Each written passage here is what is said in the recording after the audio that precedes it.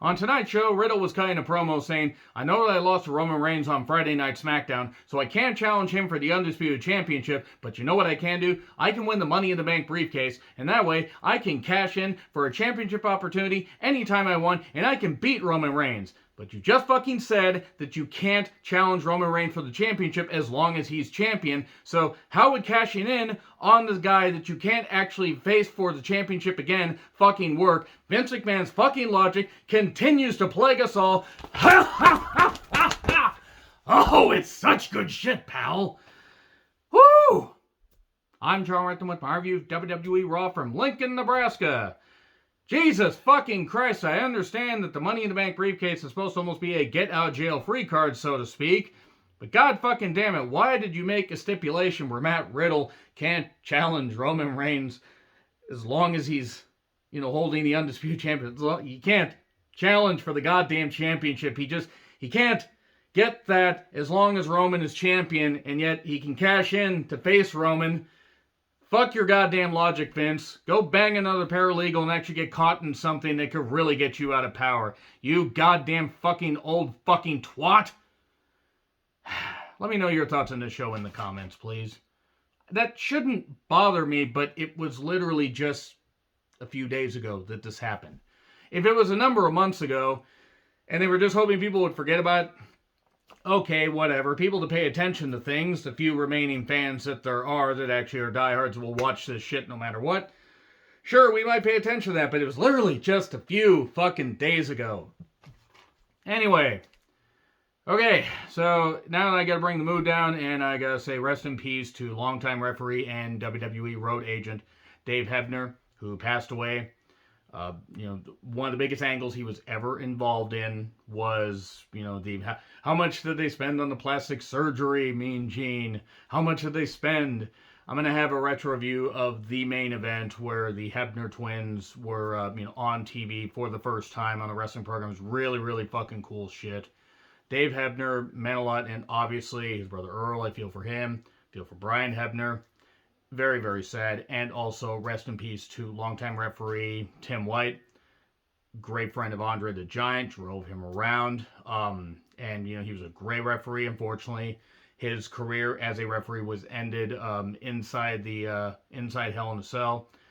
With Chris Jericho and Triple H, he took an unfortunate tumble into the cage wall, hurt his shoulder, and even though he did try to come back, it wasn't able to happen just due to complications, so they kept him, with the company for a number of years.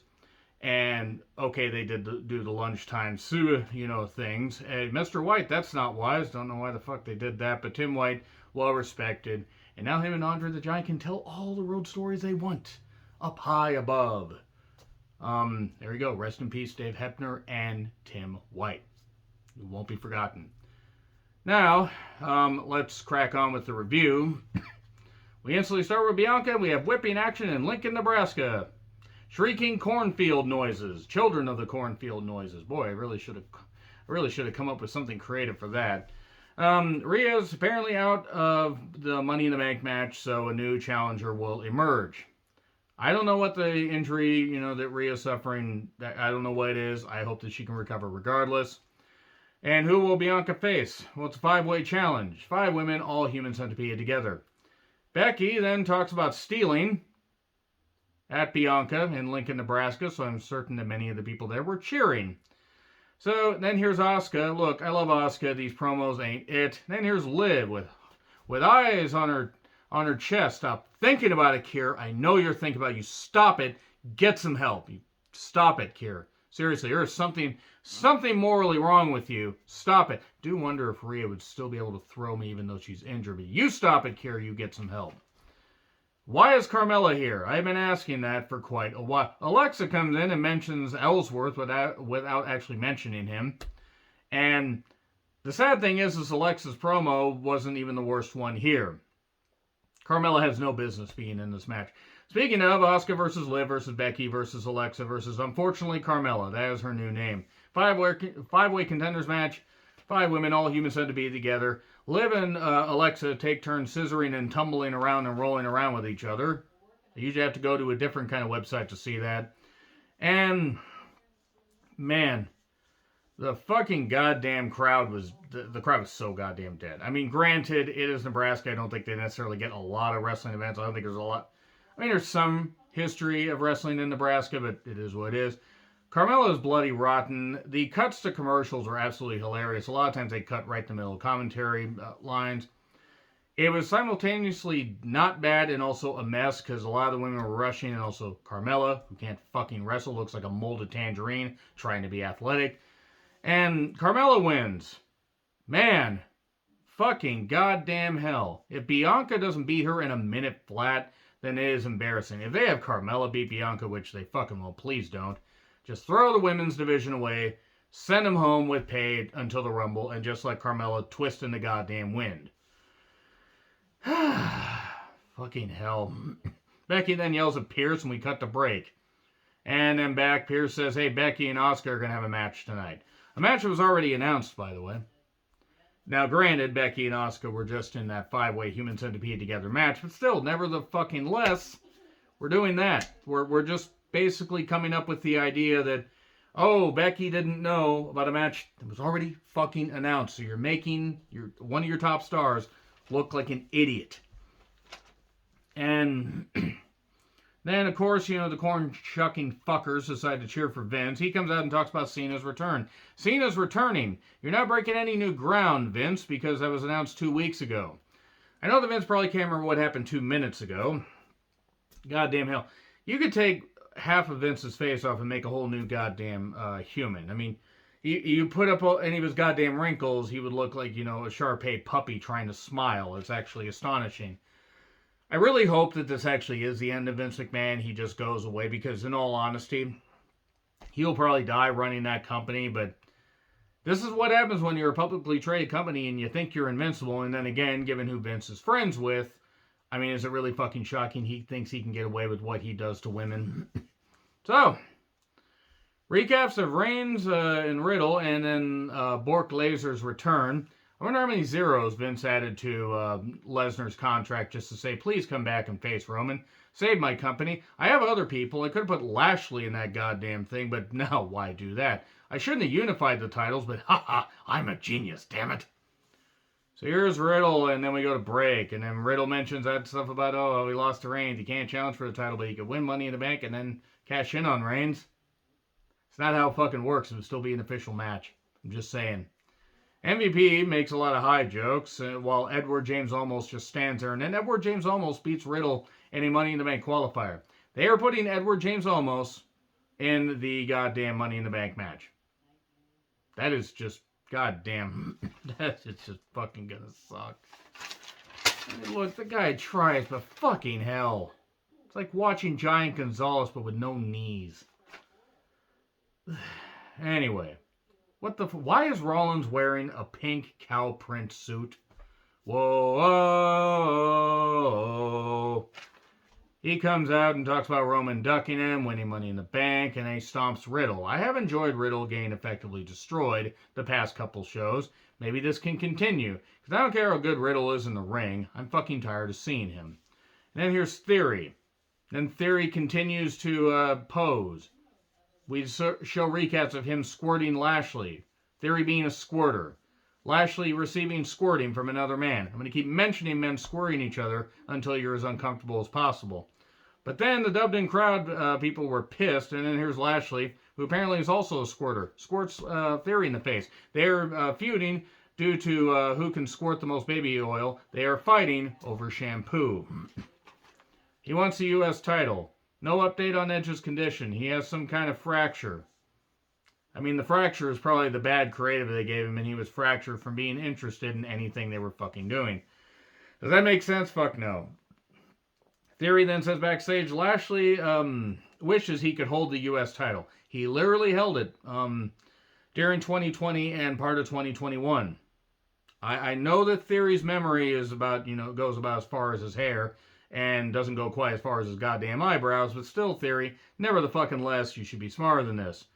So, it's going to be a 3-on-1 gauntlet match, and Lashley's got to win all 3 matches. Hey, it's an Usos promo and a Profits promo, and then Angelo took on Jey Uso. All of it, same as it ever was, same as it ever was. Angelo wins. Can we get more tag teams that I fucking care about? No, Alpha Academy doesn't fucking count because they always lose. They always lose everything because they don't fucking matter, even despite the fact that Gable is shouldering the responsibility of carrying a thumb soldier from Spy Kids on his shoulders, which is a tough task. We get a split screen with the Ultimate Ezekiel and Elias and the fake beard, and please, I'm begging you to fucking end this stuff. Look, I know some people find it entertaining. I'm sorry. To me, it's not. It's just fucking not. Owens is upset because we get the fake beard concert, as I called it. And Owens doesn't know why it upsets him so goddamn much. This is a far cry from Elias pissing off the Seattle crowd and saying it's like having a basketball team in Seattle, which was one of my favorite moments to be part of. It was fucking great. And then guitar to the back. Help me. Jarrett doing that to Beetlejuice. Not the, movie character Beetlejuice. Not the animated character Beetlejuice, but whoever's from Howard Stern's Whack Pack. That bullshit. In the later years of WCW, the later months of WCW, I think it was within the last 6 months of the company. So Owens was upset at Steve Patrick. To be fair, I'd be upset at Steve Patrick because in my orbit as well. And he says, the challenge for next week. I don't care if I face Ezekiel, Elias, or the younger brother, Elrod. They are going to bring somebody else in to play Elrod. Watch it be Sandow. Watch it be Sandow. Despite the fact that Sandow is actually older. Well, Aaron Stevens, or whatever name you want to call him. Despite the fact that he is older than Elias, nevertheless. So, of course, they have Lashley come out for the 3-on-1. Of course, Vince McMahon would have the African-American man work 3 times as hard in Lincoln, Nebraska, no less.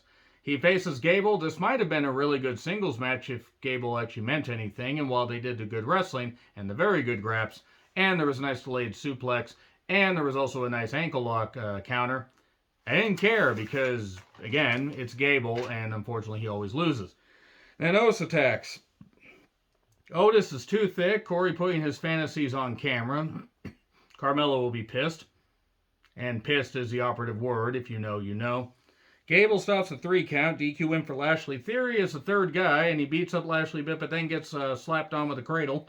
1, 2, 3. And Lashley earns a championship match. Not opportunity. Maybe they're actually getting done with that verbiage. If Lashley doesn't win the U.S. title to free up Theory to face Cena at SummerSlam, I don't know what the fuck we're doing. So, Carmella then blindsides Bianca because apparently nobody can recognize, hey, wait a second, there's this Final Destination 3 stunt double over to my right, so burnt I can smell her. I don't understand how she could attack me. Never the fucking less.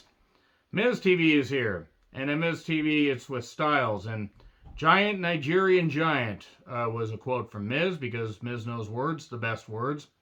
I think he took English lessons from his wife. So anyway, Styles then talks about Miz's balls. Mentions how he thinks that Miz is naive. AJ Styles, who thinks the earth is flat and has problems with the gay community, thinks that Miz is naive.